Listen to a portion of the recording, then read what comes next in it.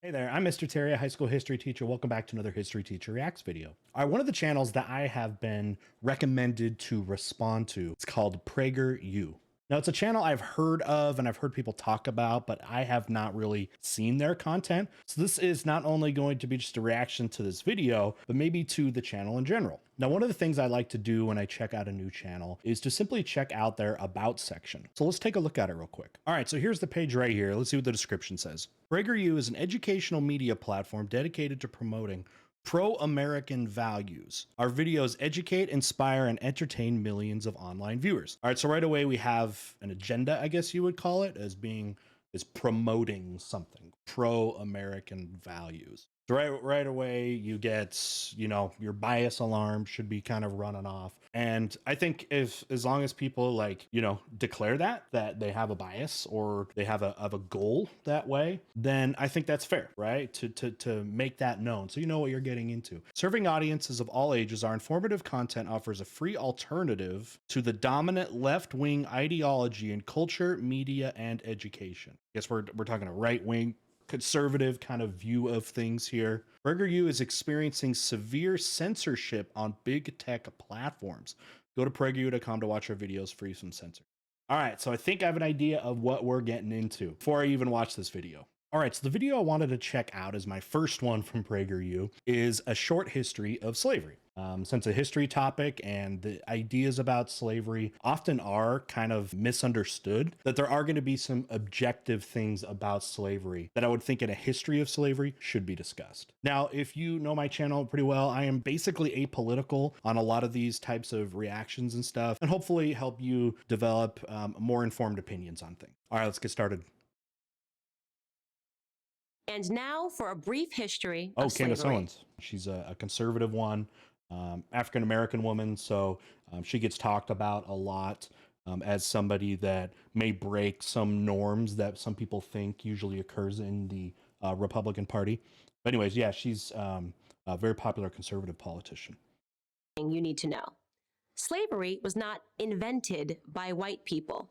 Correct. It did not start in 1619 when the first slaves came to Jamestown. Now, I would say most people know that.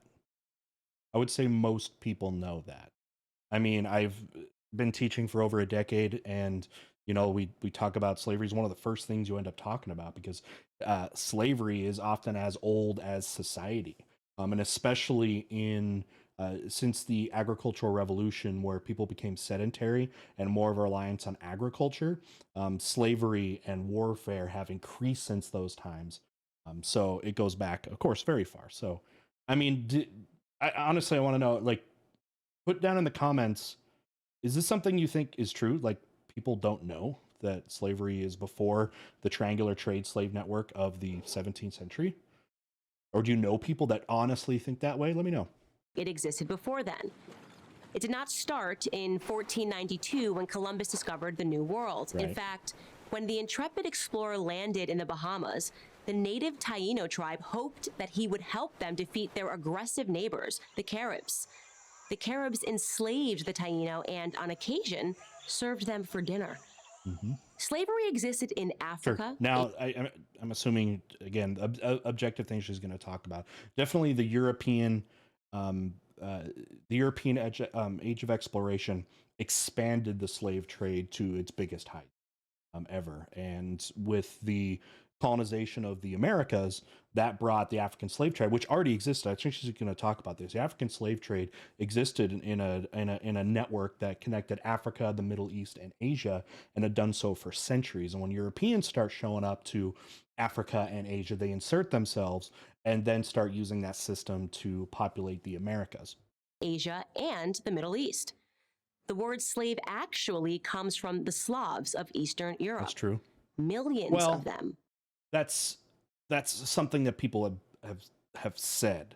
I got to look more into the etymology of the word, but yes, Slavs were slaves. When you look at the Ottoman Empire, the Ottoman Empire had a policy that you did not enslave other Muslims, and Eastern European Christians were among those people that they had enslaved. But I got to know more about the etymology of the word. But I have heard that, but I also want to say I've heard that not be fully the case. All white, by the way. were captured and enslaved by Muslims in the 9th century and later by the Ottoman Turks. Slavery existed when the Roman Empire controlled the Mediterranean and most of Europe from the 1st through the 5th centuries. Slavery existed when Alexander the Great conquered Persia in the 4th century BC. I mean, if you want to look at those, the histories there, I mean, in the Roman Empire, slavery may have consisted up to like a third of society. Now, slavery means a lot of different things in a lot of different times, as far as terms of slavery, what life was like for a slave. It is very different across the world, right? Some slaves may have some rights. Some were exchangeable as property, which is chattel slavery, right? Or their slavery can end, or their children don't become slaves. It is pretty big. The Greek culture was like that too. Athens was probably about a third slaves as well. It was so common that Aristotle simply considered it natural. Yeah, he did. The slave master model was just how the world operated in the great philosopher's day. Well, yeah, that's because Aristotle felt that some people were inherently just like better than others, and some people were inferior that way as a awful justification. Hope she's not saying that that's justified. Slavery existed during the time of the ancient Egyptians 5,000 years ago. As far back, not as much as you would think, though. That's one thing people think, that the pyramids were just built by this massive amount of coerced slave labor, right? And it's just simply not as true. They had a lot of and it depends too when you're talking about pyramids, because you're talking about thousands of years of time between pyramids. But many of the pyramid construction projects were built by agriculturalists, okay, like farmers and stuff, in the off season. So you have your planting season, and then in your off season, where it's the growing season, a lot of them were used and paid to build the pyramids, right? And we have all kinds of evidence of that. They were paid for. We don't even know what they often were paid for. Some of them were paid literally with like what you would call today like beer, as like a commodity. That so the slavery in Egypt thing, although that was true, there was a slave labor. Some of the ways that we think slaves, how they operated in Egypt, is not necessarily true. Okay. And definitely not like the pyramids being built by like Jewish slaves or something like that. Just didn't happen. As we can go in human history, we find slavery. As renowned historian John Steele Gordon notes from time immemorial, slaves were a major item of commerce. As much as a third of the population of the ancient world was enslaved. Here's the second thing you need to know. Largely. I mean, there's some places where slavery was, handled completely different, somewhere like Persia, which had much different ideas of what slavery was. But I don't know. I have to see more of what, if you're saying a third of world history or whatever has had people that have been slavery, I got to see what they mean by slavery, though. White people were the first to formally put an end to slavery. In 1833, Britain was the first, if you're saying like laws to end that, that's country in the history of the world to pass a Slavery Abolition Act. They were quickly followed by France, who in 1848 abolished slavery in her many colonies. Then, of course, came the 13th Amendment in the United States Constitution, which still needed a war, to finalize. It's like the 13th Amendment passed, and then the Southern Confederate States were like, "Oh, all the slaves are free. Okay, we're all good. Like, okay, it's done." That kind of thing. Slavery laws have changed a lot throughout history. So if she's talking about the modern chattel slavery of the Transatlantic slave network, well, then of course it was ended by white Europeans. And by the way, the idea of like whiteness has also been something historically that has changed a lot. There's been times where people don't consider a lot of parts of Europe white. Like it may only mean Anglos, right? And like, no, like, and then like, no, not even French count or Italians count or Poles count or Irish. Like people can say the Irish don't count. So that's been different. But if the argument is that it's whites that ban the slavery, but if you're talking about slavery in the 19th century, the 1800s, then of course it was them that banned it because they were the ones facilitating it in the 1800s. It couldn't be any other way because they were the ones doing that. Are you saying slaves? I mean, the alternative is slaves banned slavery? Well, no, not unless you have the Haitian, something like the Haitian Revolution, which happened, which ended slavery in Haiti by former slaves. But this is kind of seems like a non-argument. For centuries of human slavery, white men led the world in putting an end to the abhorrent practice. That includes the 300,000 Union soldiers, overwhelmingly white, who died during the Civil War. Again, I guess I would say who else would have ended it? Now, am I saying that this makes Because she's white definitely people referring to the transatlantic slave process of slavery, it seems like. Correct me if I'm wrong on any of these, by the way. This is a first-time reaction to this. Let me know down in the comments. better than anyone else? Of course not. But that is My true, though. purpose here is to simply Abolitionists tell in the the truth, North. and the truth is that human history is complicated. No one, Sure. regardless of skin color, stands guiltless. Sure.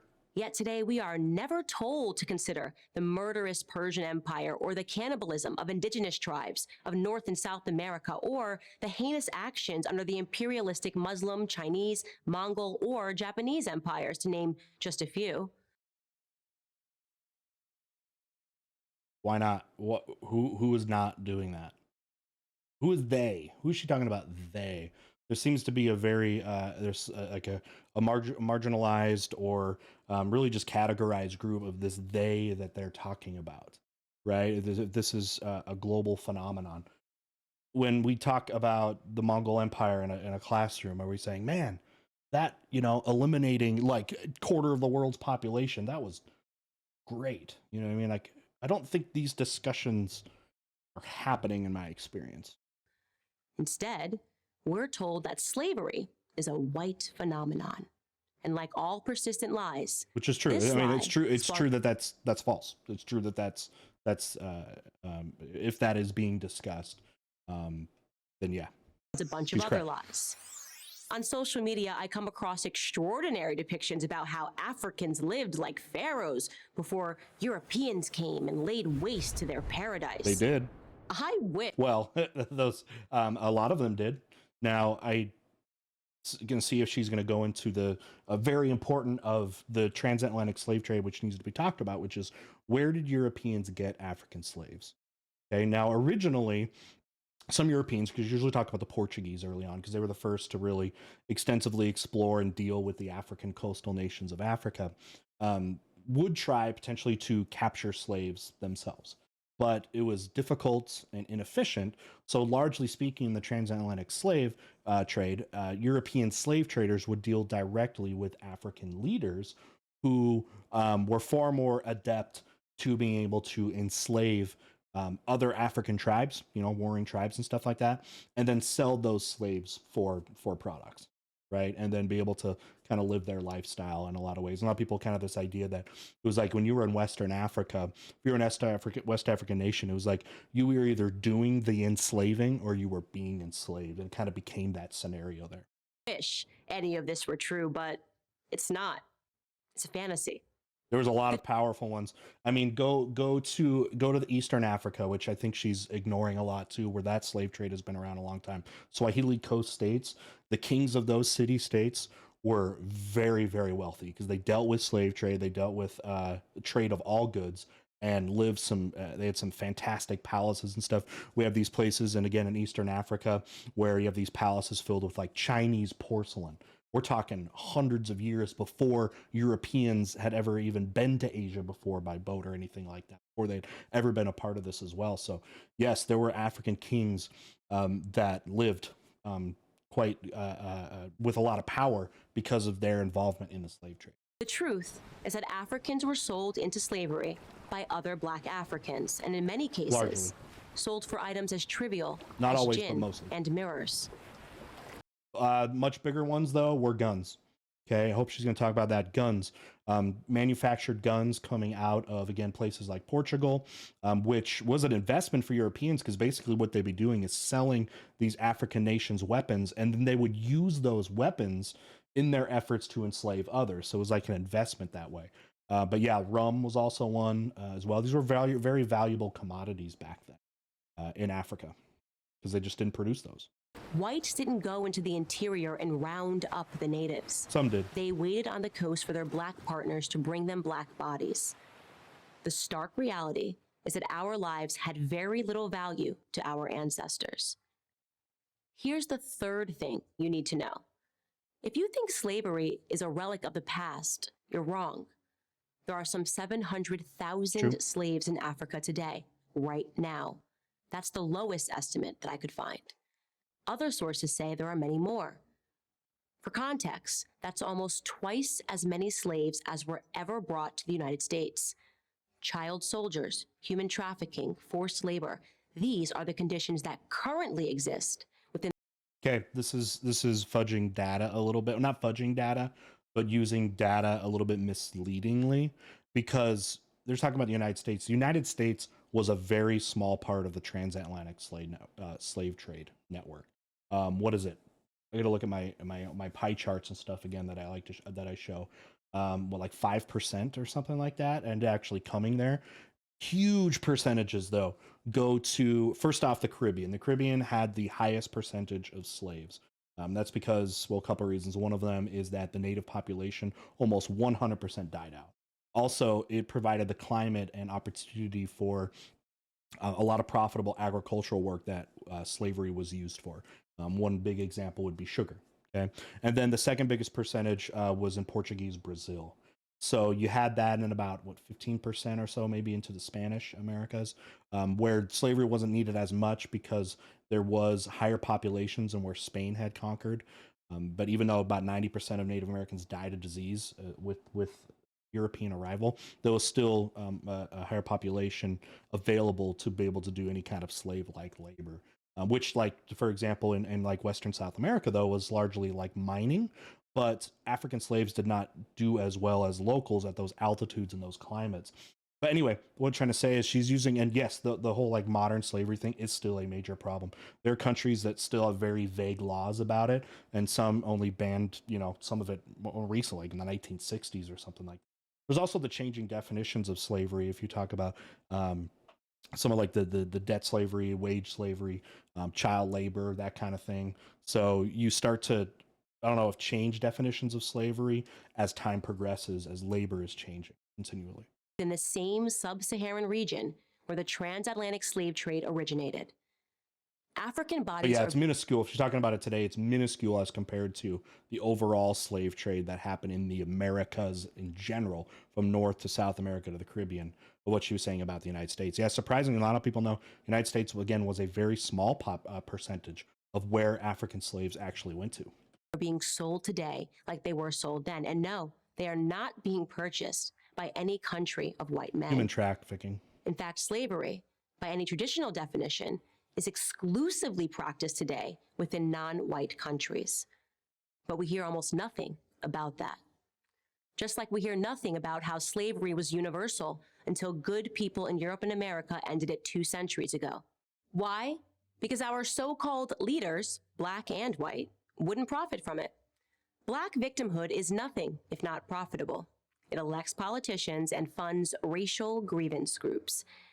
And if Black Americans began to view themselves as partners in the American dream, if we embraced the patriotic spirit that holds all men are created equal, the patriotic spirit that is our real heritage, then the race hustlers would soon be out of business. And who wants that? I'm Candace Owens, author of Blackout for Prager University. Interesting. Now, let me give you my final thoughts.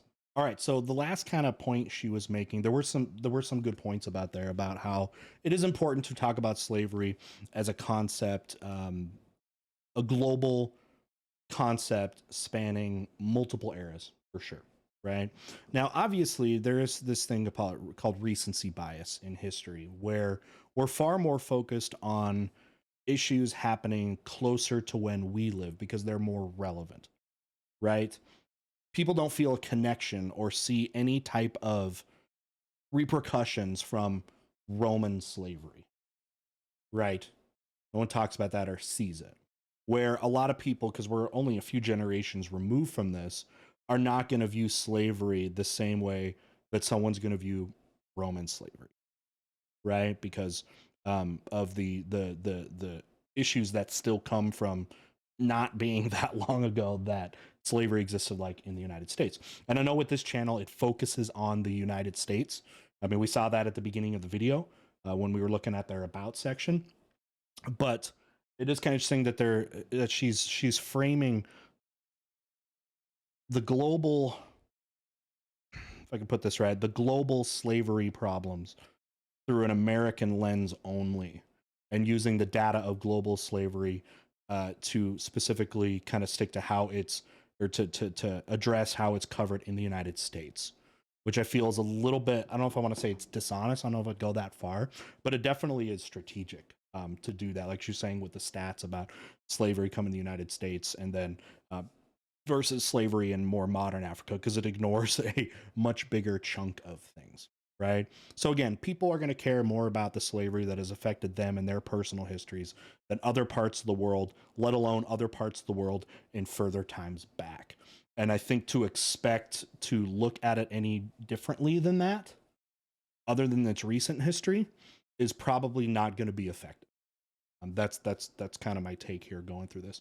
But nevertheless, I can assure you that history education educators are absolutely, especially in like a public setting, are talking about slavery in its historical context. And again, I can speak for myself and the teachers that I know, but curriculums are very, very clear about this, because it talks about a major theme that we talk about in social studies classes is the history of social structures, right? How people have been divided throughout history, whether it's by class or it's by just purely occupation or religious standing. There's a lot of different ways that class is done, and that's a part of human history that it is talked about, because you can't go through, a hierarchy of populations in history and ignore slavery, because it comes up all the time, okay, in all of its different forms. Anyways, so this was informative. I did think there was some good points made. I also thought there was a little bit of misleading points. But nevertheless, I think it's good to hear all these different perspectives and display that to you, and then help you make more informed decisions about historical topics, because historical topics influence the world today. All right, with that, we'll cut it here, and we'll see you next time. Bye.